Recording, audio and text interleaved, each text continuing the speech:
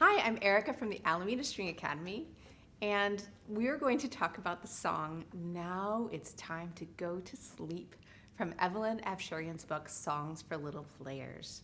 We're getting towards the end of the book now, and so we're combining skills.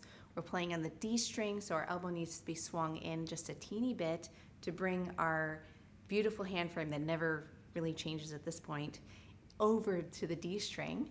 And we're also including string crossings over to the A.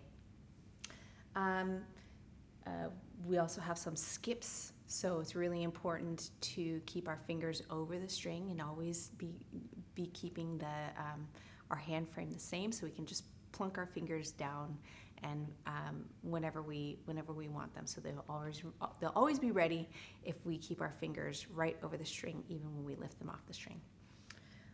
We don't need to be in a particular hurry for this, which is great because when we combine skills, everything gets a little bit more complicated. And I like to think of our brain sort of as like our brain is always growing, right? Like I like to think I'm always getting smarter, but maybe that's not true. But when we think about the amount of skills that we have, we've kind of got the space for our skills. And when we add more skills to it, what we're doing is we're trying to sort of stretch that space out a little bit. And while it's possible to do that, keep in mind that you can't go and add 5 more things at once because our brain just doesn't have room for that.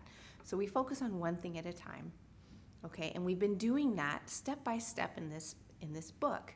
And now we're going to put a few skills together at once. So feel free to take your time.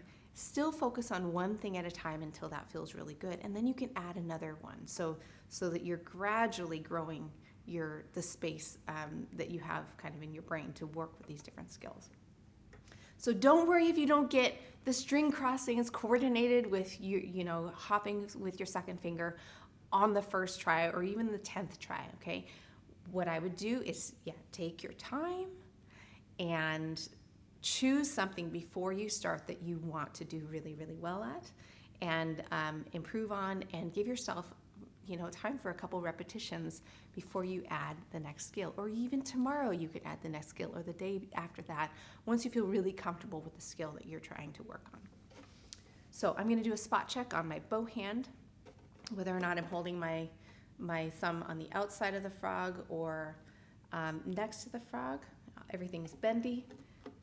I've got a beautiful hand frame, which if you want the practice, you can count up on your E string and then just gently lift up your fingers and swing your elbow in a teeny bit until your fingers are over the D string.